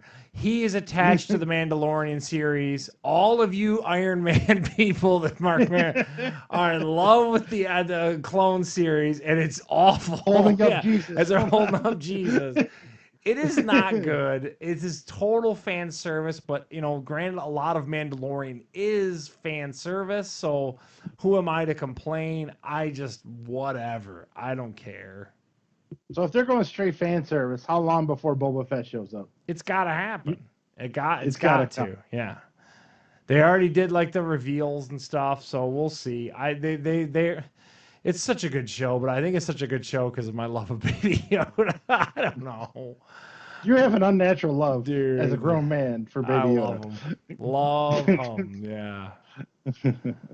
So that's going to wrap it up for the news. Theaters are trying to make movies available on video on demand instead of at theater. Lego has a weird Mario set. GameStop is essential during the outbreak. And Ahsoka is coming to Mandalorian Season 2. And Charles, you had a rant? Yeah, so this isn't really a rant. This is more of like most people wouldn't think about this, right? So imagine you're a server at a hotel or a restaurant that manages to stay open during this pandemic, okay? And you would say, hey, look, it's probably good that you have a job still. But okay, a perfect example is someone who's a server at my hotel. They make $8 an hour plus tips. So if you have no business in that time, they don't get any tips. They actually make less than unemployment and being employed. Does that make sense? So in other words, you make $320 before tips and before taxes, but by the time they tax you, you make less than if they were to just lay you off. So it's a weird time that we live in, where you technically here's someone who's making less than unemployment, but you're supposed to be well, it's good to stay employed during these crazy times, but it's actually a detriment to that employee. It's kind of crazy. It's one of those things. I've had a conversation with a handful of people at the hotel, and they're struggling to come into work because it's well, wait, why do I need to work right now? You know what I mean? Think about it. It's just a weird. You don't realize it, that here's someone that's making less as a full-time employee. It's really crazy. So, is your kitchen totally closed? No. So they've closed to takeout and anyone in dining in, they've closed it, and now they only do to-go orders through the in-room dining. That's how they're handling it during this process. So they've gone to there's no cleanable utensils. Everything is on paper and plastic and wrap. You know what I mean? Everything is in to-go bags and all that kind of stuff to prevent, anyone with contamination or anything like that. And then so you could imagine that the order volume has fallen off. So if you rely on those tips, So like here's for example, like BV yesterday got some Red Robin delivered to his house.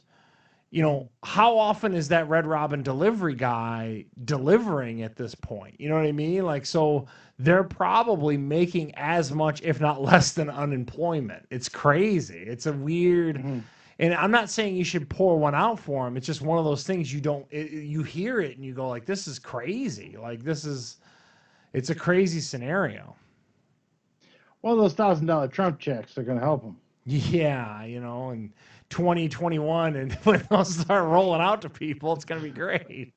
Now Bill heard April 6th. I heard end of April. So I don't know when the hell this stuff's going to come flying. go Well, it was one thing when they were. I mean, I think there was this expectation that as soon as the House passed it and it was being supported, that it would go ahead and it would pass through and would go, right away. It's still not passed. So what I had heard initially is that they could start getting the first wave of checks out within about 3 weeks after it was signed.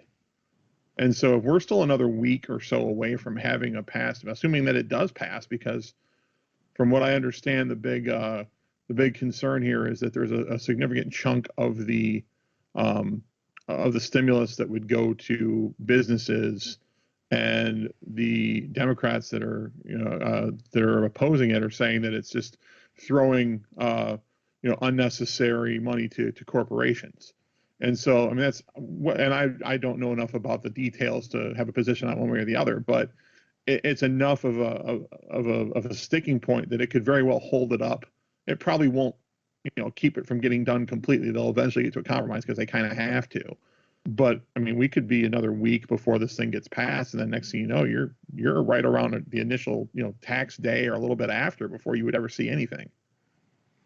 It's crazy. I don't know, guys. I talk to Steve and I give pause because I just get worried. Like, and I told Steve that, like, after World War II, Germany, you needed a whole box full of your own money to buy a loaf of bread.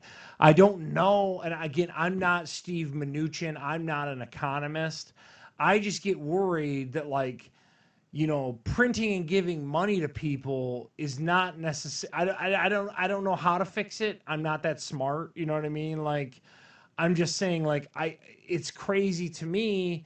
I get the thought behind it is to stimulate the economy, but if everyone just goes and puts it down on their rent, how is that a stimulating the economy? I don't know. It's just the whole thing is just crazy. I don't know, man. It's just a crazy, scary kind of time that we live in. It sounds like the three of us are lucky enough to have steady income still coming in, and we're lucky to be in that scenario. But it's just, it's crazy, and I feel like a lot of the administration guys, and rightly so, are kind of making it up as they go because there's no roadmap for how to handle this. But like, I don't know if just giving money to people is the fix. I don't know. But then again, I don't know what is the fix. So who am I to say? Well, and to your point earlier about the timing, right? So this could be significant if it really does turn out to be more of a 2 to 3 or 4 month issue, and they're able to flatten the curve on the outbreaks, and they're able to settle it, and eventually things start to wane. If there are a significant amount of, say, secondary waves of the virus hitting and people getting it the second time, or they aren't able to manage the curve, and it does turn into a 12 to 18 month scenario, what does $1,000, even if you're doing it twice, what does that do? Yeah. It buys you a month, it buys you 2 months, and then after that, the government couldn't possibly give enough stimulus to keep everybody floating. And you can put moratoriums on, like they're doing in places where, I don't know if it's happening yet in Michigan, but in Illinois, there's moratoriums on things like evictions, and that the utility companies won't turn any of your stuff off, and if they turned you off recently, they'll turn you back on during the period. But this is all just it's a Band-Aid for a gaping wound that it probably needs 300 stitches. Yeah. And at the end of the day, what's it really going to do? And I mean, the economic benefit versus the risk involved. I mean, I'm not an economic expert either, but I mean, if anything, this is just it can't be significant enough to fix the problem. So I don't know that they have enough bullets. We don't have, as a country, I don't think we have enough bullets in the gun to be able to stave off what they're trying to. Yeah. Yeah, I mean that there's going. I think that we should be, and I don't want to be like a doom and gloom sayer, but I think people need to be prepared for the very serious possibility that our lives, when we come back out from our houses for any length of time, when this thing is finally sort of past us, that our lives could be very different from what they were when we first went back inside. And what is everyone's that is, who knows? But what is everyone's opinion going around the room or around the digital room as we are sitting here? I think that we're not going to see normal life until the fall. But I still don't think, I think that like big gatherings like college football games are still not going to be here. I'm of the opinion that we will not start to see a quell in like the new cases and stuff like that until about August. No one's going to hold you to it, but what's everyone's opinion, gut feeling on what we got going on? Steve, what do you got? Well, if that post about Japan having wrestling events now, if that's true, I think by the fall, we could have our back to our regular events by August. I don't see a problem behind that. I'm trying to look up if that's the problem true. is the difference. You're comparing us to Japan, yet everyone's saying our response as a country has been very bad or very, very, very poorly handled relative to those Asian countries. So like, I get what you're saying. Like all things look up in Japan, but like from what I can gather is they're saying we did a shit job of showing up when it actually hit our shores. BV? Did we, or is that just people hating Trump? Well, we don't have the tests that like, so if you look at how Korea responded relative to the US, they say the biggest difference between our response and the Korean response was the amount of testing and control that they immediately instilled. We didn't do any of that, and I don't know. Yeah, but we're so much larger too. Yeah, and we're the U.S. So if they instill all that restrictions that they did in some of those Asian countries, you know how big a bitch people would have thrown. But but to BV's point, like at some point you got to put your big boy britches on, and it's like we talked about. Like I don't think you should be fearful, but you should also do the things that your government's asking you to do, and that's we're a country crazy. of morons. Yeah, this is true. Look at Florida. Yeah, this is crazy. Look at all those beaches. After everyone was told not to do it, they still did it. Yeah, that's why I don't think we could compare us to other countries. We're morons. BV, you got anything? Well, I don't really have a feeling on when everything is going to quote unquote go back to normal. I do think that there is a decent chance that if things appear to be leveling off, that we'll do what we have always done in the past, which is get a false sense of security and sort of that typical arrogant approach that, hey, we've beaten it. Let's go. Yeah. And I think we could very easily see people starting to move towards what was their normality sometime in like late May, early June. And then the risk there is going to be, how right are we? Yeah. Because if we're not right about that, if we mistake, and we're the type of country that would do this, we would, we're the type that would sit there and declare victory way too early, and then if things kick in, who knows? I mean, it could set off a whole additional run of this. We're just such a large country and I know that our population is not as large as China's and whatnot, but their people are really contained in small areas, whereas you don't have the ability to control. You can control certain areas of the country, but there's so many of them, and there's so much free travel among all of those things, or there has been, that wasn't necessarily the case in places like China. That it's got to be, first off, harder to control the spread in the first place.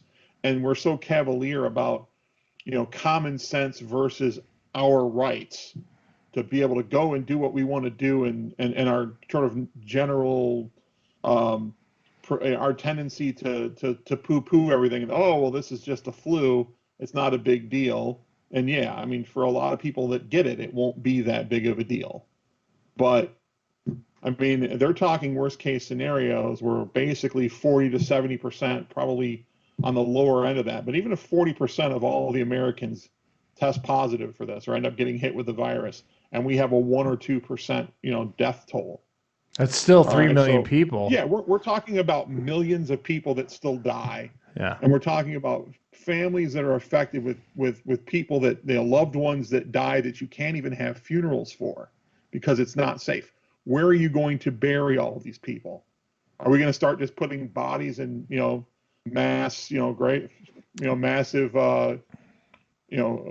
fires, or, just do cremations? Or, I mean, we're kind of in a situation where our own arrogance works against us, and we can sit here and we can blame it on Trump, or we can blame it on put various reasons behind the response all we want. What the hell was that? I don't know. Wow. I'm sorry. Am I opining too much on this? Because I'll stop. But No. I didn't want to know what that button did. Steve's playing in Skype while BB's pouring his COVID heart out. No, the thing is that we can sit here and argue all day about whose fault it was, how Trump's response, or people are just. The fact that we're sitting around, as a country, having the same political arguments that we've had for the last, 3 years about whether it's Trump's fault or whether he's actually doing something good for the country is so unbelievably insignificant compared to the actual problem. Yeah. So I would like to think that we could be back to somewhat by normal by the fall. I fear that it's going to end up working against us, and it's going to be closer to the 12 to 18-month thing that Charles is talking about. Well, to prove that we're a country of morons, there's been videos on YouTube of young guys, probably 20, 22 years old, that have tested positive for it and purposely still go to Walmart and stuff and videotape themselves on social media doing it. Dude, that's crazy.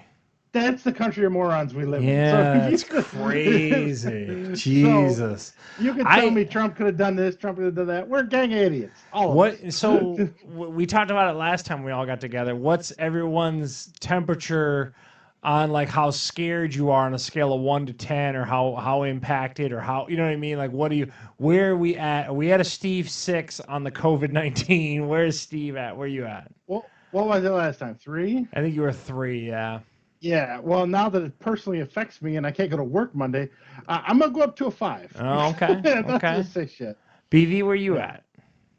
I mean, from a personal level, I think I'm taking steps to try to mitigate it. So, 5 or 6. Yeah. I think my overall concerns are probably at a higher level than my personal concerns at this point. But how do you think we are as a country then? If you're talking about overall, what do you think? I think we're a gang of idiots. I think as a country, we should be at probably a 7 or an 8. Yeah. Did you see the video of the kids licking toilets and doorknobs? Did you see that video too? Jesus. And then there's another video where there's 15 college students all lined up, and one girl starts with a lollipop or puts it in her mouth and passes it to the next kid, and they do it 15 times. And one of them has it? And the last kid eats the lollipop. I don't know if they have it or not, but why are they doing that? That was a TikTok video, actually. Yeah, my daughter showed me that one. Like I think the reason why that I brought up the county stuff for me is I just need some kind of practical reality about it. Because like you see the CNN crawl and you see the maps, the heat maps with the colors and stuff like that. If you put it down, and again, I'm one of the ones that's following all the governmental rules and stuff like that. But like, if you were to look at some of those numbers, like, so 100,000 people go to a U of M game on a weekend. You know what I mean? Like, so we're 1 out of 350,000, and yeah, it's early. I get how pandemics spread and all that kind of stuff, and those numbers are somewhat deceiving to Steve's point on testing, but like, I think I need those numbers to just realize that, like, yeah, not everyone's walking around riddled in coronavirus. You know what I mean? Like, I think I bring it up a lot for my own self is what I guess is what I'm trying to get to. So, like, I'm at a 5. I was at a 6. I'm at a 5. I'm still convinced, due to where I work and how much I'm still required to work, that I stand a very high possibility of actually encountering it and getting infected by it. But I've already made measures in my house of how we would work like a quarantine for me and all that kind of stuff. I've already tried to do my best as a household to kind of work our way through how we would handle it and all that kind of stuff. So like tomorrow, for example, we have to go to the grocery store. I say we, but we're not going. Me and Lorna are going to stay behind, and Heather's going to go because only one person should go to the grocery store at a time. You know, we only go out as one individual all the time. We don't, you know what I mean? Like, it's just, I trust Neil deGrasse Tyson. You know what I mean? When he shows me how infections work and limiting and how that actually self-isolation, I believe in science. You know what I mean? I'm not Mike Pence. I don't believe in praying this away. I think you got to come at it from a scientific approach, you know? Well, for the record, I found that Japanese wrestling event. It was Judgment 220. It happened on the 19th, which was Thursday. 916 people went. They tested each person's temperature at the door to let them. Yeah. So there you go. Okay. So great. This is the whole point, though. So they tested temperature.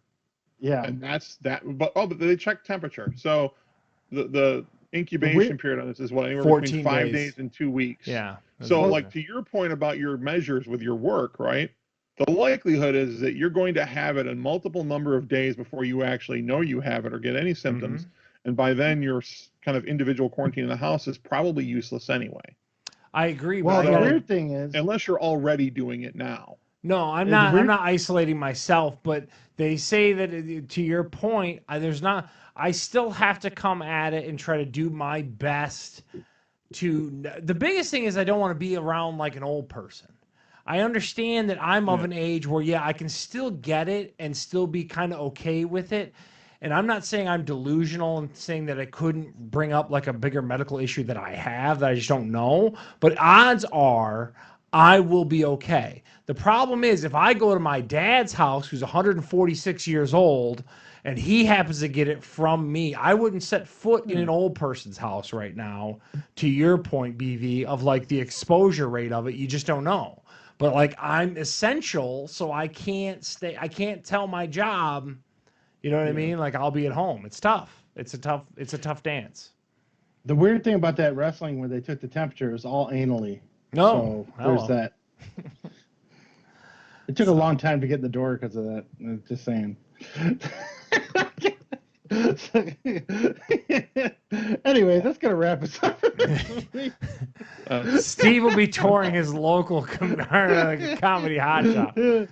The machine. Anyways, so sorry that the stream was a shit show. We tried to do our best here. Yeah. Way to go, Bergeron. Yeah, I tried. So, Bill, thank you for being on while you're in your quarantine, and of course, Charles, you can catch us on Apple iTunes. Or you can catch us on Google Play. You can now catch us on iHeartRadio. We've been approved for that. Yeah. You will not catch us on Twitch this week, unfortunately. We'll work that out for next week. The same thing with YouTube. But there will be a video up shortly on YouTube because Charles is at home and has nothing better to do. Yeah. Well, he's not. You're not at home, really. You got to go to work back by Tuesday. No, I don't. I'm off until Thursday, man. So. Oh, man. Yeah, we're on shortened schedules. So one engineer shift. So I will be working from home tomorrow. I know that for sure. So, but why has Randy got you coming into to BV's point? Like, I feel like everything you could be doing could be done from the comfort of your home. You know what I mean? If he went to an email only, so if he contacted all your clients and said, contact us through email, we are going to self-isolate, huh? You can, our phone system can be transferred to his cell phone. So then why? He's being irresponsible. I know he watches Fox News and all this kind of stuff, and he's part of the Dana White culture and all this kind of stuff, but like, he's being irresponsible. I'll be honest with you. His argument, there's only two of us and we keep our distance from each other, is what he tells me. There you go. I know the real reason is he wants me to answer the phones because he doesn't want to deal with the customers. That's the real reason, but we'll keep that quiet. Yeah. But Well, I don't know. But either way, I can't go tomorrow because I don't have the results from that corona test yet. So I will. And I it's will just be like that it gets. That's what's so. That's the scarier part of all this. Like, here you're as your wife's just doing her job, and now you and Holly are like, oh crap. You know what I mean? Yeah. It's crazy. We keep messing with her. We're like, way to go, Michelle, killing the family. Yeah. Wow. She's like, fuck you guys. Jeez. So, all right. Until next time, maybe next week we'll have a more uplifting conversation. Maybe the corona will be on its downward spiral by then, but who knows? So this is Steve and Charles. check you next time.